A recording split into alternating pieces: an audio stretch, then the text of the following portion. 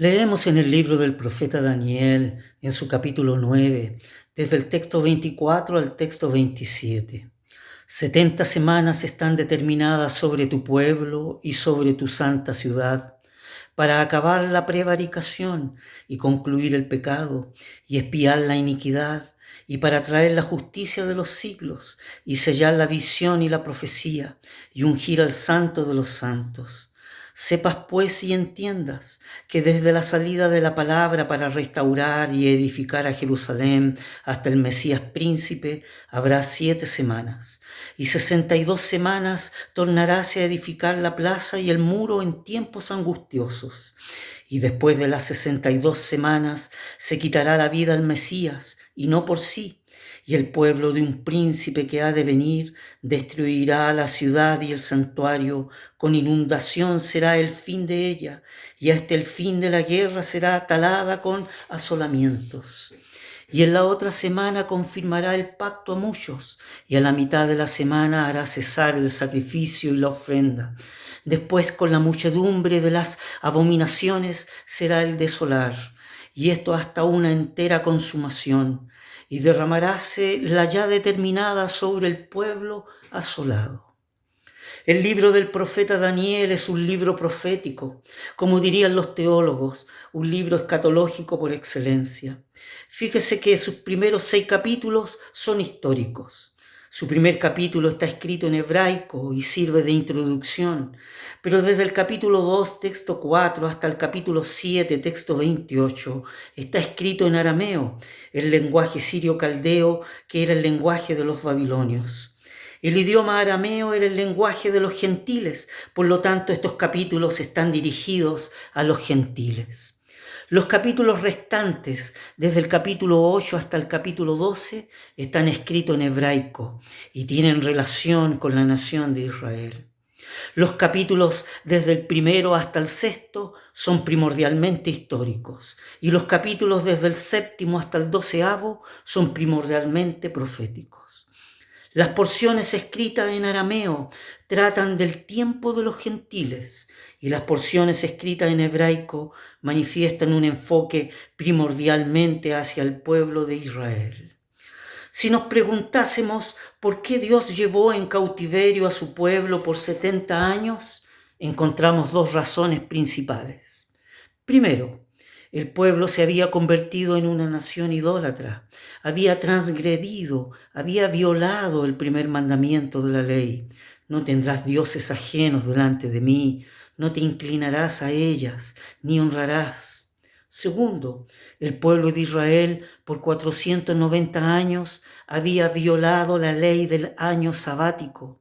Este decía que había de cosechar y cultivar la tierra por 6 años y dejarla descansar durante 1 año. En el libro de Levítico, en su capítulo 25, está claramente estipulada esta ley. De manera que el pueblo israelita abusó de la palabra de Dios. Por un lado, se convirtió en una nación idólatra y por otro lado, despreció la fe en Dios con respecto de no cultivar la tierra durante 1 año por cada 6 años. Dios envió a sus profetas, uno tras otro, pero el pueblo no hizo caso.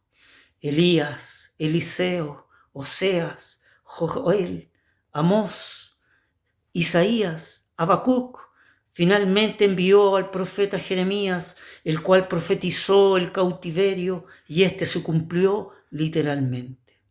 Fue cuando Daniel, escudriñando en los libros el número de años del cual Dios habló al profeta Jeremías, que habría de concluir la asolación de Jerusalén en 70 años y por ende el cautiverio. Fue así que en el año 538 a.C., cuando Ciro el Grande, el gran rey de los medos y persas, emite un edicto en que el pueblo judío podía regresar a su tierra. Este relato se halla en el primer capítulo del libro de Esdras, pero no es el punto de partida, ya que este edicto solo tiene que ver con la reconstrucción de la casa de Dios en Jerusalén, es decir, el templo de Zorobabel. Sin embargo, la orden de restaurar y edificar se halla en el segundo capítulo del libro de Nehemías. Aquí se expresa respecto a la reconstrucción de la ciudad con sus muros y sus puertas. El edicto fue dado en el mes de Nisán, en el 20º año del rey Artajerjes, en el año 445 a.C. Este es el verdadero punto de partida. Daniel volvió su rostro en oración diciendo: y volví mi rostro al Señor buscándole en oración y ruego, en ayuno, en cilicio y en ceniza. Dios ahora, a través de su ángel, va a revelar a Daniel el oráculo divino más importante que encontramos en las Sagradas Escrituras, inspiradas por el divino autor. En respuesta a su oración, se hace saber a Daniel que en 70 semanas de años, habrá de cumplirse toda profecía relacionada con su pueblo Israel y su santa ciudad, Jerusalén.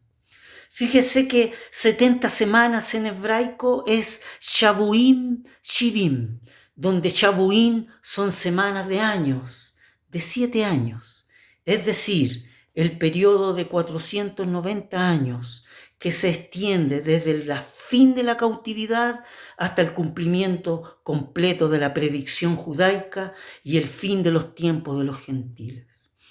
Es importante observar que estas 70 semanas o 490 años están aislados del periodo completo de tiempo para el pueblo de Daniel, los judíos, y para la santa ciudad Jerusalén.